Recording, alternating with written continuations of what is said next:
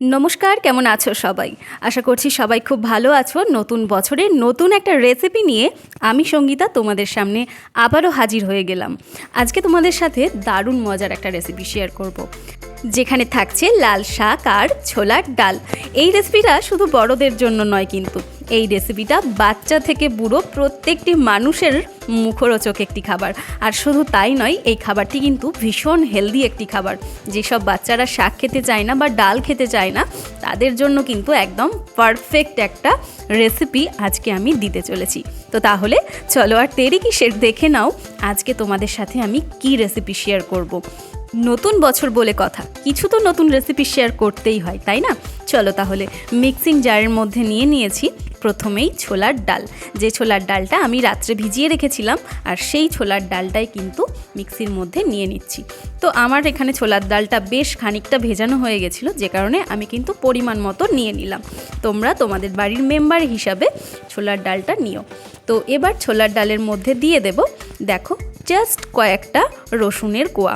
একদম অল্প একটু রসুন নিয়েছি টেস্টের জন্য। আর তারপর এর মধ্যে দিয়ে দেব একটুখানি আদা। আদা আর রসুন দেওয়া হচ্ছে যাতে করে ডাল এবং শাক এই দুটোর গন্ধটা একটু চেপে যায়। আর একটা দারুণ টেস্টি গন্ধ, যেটা বাচ্চারা বা বড়রা সবাই পছন্দ করে, সেই গন্ধটা আনার জন্য জাস্ট আদা রসুনটা দেওয়া হচ্ছে একদম সামান্য পরিমাণ। সাথে দিয়েছি 3টে কাঁচা লঙ্কা। এই লঙ্কা 3টেতে খুব বেশি ঝাল নেই, পরে আমরা যদিও একটু গুঁড়ো লঙ্কা অ্যাড করব। সাথে দিয়েছি অল্প একটু গোটা জিরে। ব্যাস, এবার এই সবটাকে সুন্দর করে ব্লেন্ড করে নেব।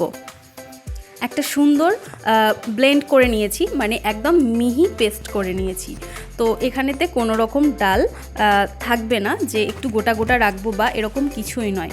তো যে লাল শাকটা নিয়েছিলাম, সেই লাল শাকটাকেও কিন্তু আমি একদম ছোট ছোট করে কেটে নিয়েছি, যতটা ছোট করে কাটা আমার পক্ষে সম্ভব।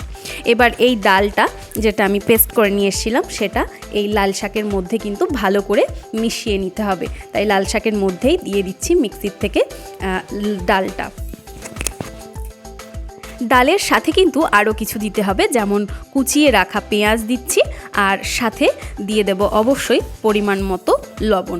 এবার অল্প একটুখানি দেব হলুদ, সেটাও কিন্তু পরিমাণ মতো। হলুদের পরিমাণটা খুবই সামান্য দিতে হবে, কারণ হলুদ বেশি হয়ে গেলে কিন্তু পকোড়ার টেস্টটা বেশি ভালো লাগবে না।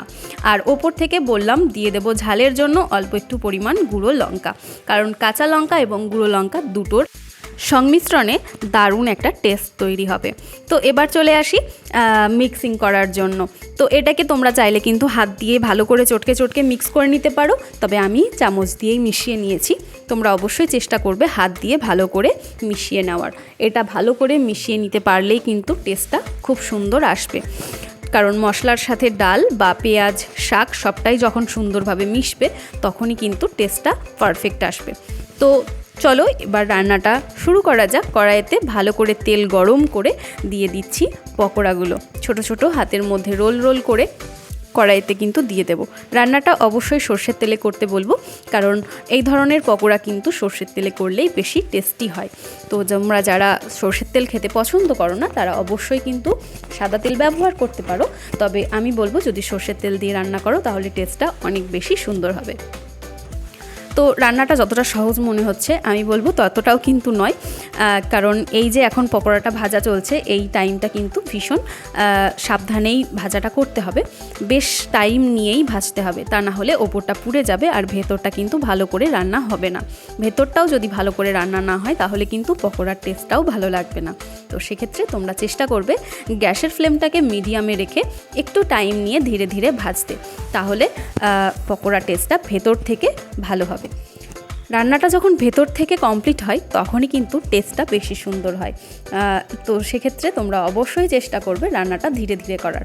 দেখো, দেখতে দেখতে পকোড়া কিন্তু আমার একদম রেডি হয়ে গেছে, গরম গরম ভাতের সাথে বা চায়ের সাথে, অথবা তোমরা শুধু শুধুই ট্রাই করতে পারো। এই পকোড়াটা এতটাই টেস্টি হয় যে প্রথমবার ভেজে তোলার পর আমি যখন বাবা মেয়েকে দিয়ে এসেছিলাম, তো সেকেন্ড টাইম ভেজে নিয়ে আস্তে আস্তে আমি দেখলাম যে প্লেটটা পুরো ফাঁকা হয়ে গেছে। ওরা আমার জন্য মাত্র একটা রেখেছে, কারণ আরও ভাজা হচ্ছে, তাই সব কটাই কিন্তু ওরা দুজন মিলে খেয়ে নিয়েছিল। তো যাই হোক, এটা বলার একটাই কারণ যে এটা বাচ্চা বা বড় প্রত্যেকের কিন্তু ভীষণ পছন্দ হবে। এই পকোড়াটা ছোলার ডালের সাথে যতটা টেস্টি হবে, মুসুর ডাল দিয়ে তোমরা যদি বানাও, মুসুর ডাল দিয়েও কিন্তু ভীষণ টেস্টি হবে। তো তাহলে ঝটপট করে একদিন বানিয়ে ফেলো আর আমাকে কমেন্ট করে জানিও যে এই রেসিপিটা তোমাদের কেমন লাগলো। রেসিপিটা যদি তোমাদের ভালো লেগে থাকে তাহলে অবশ্যই একটা লাইক, কমেন্ট এবং শেয়ার করে ফলো করে নিও সঙ্গীতাস কিচেন। সবাইকে অনেক অনেক ভালোবাসা। সবাই ভালো থেকো, সুস্থ থেকো।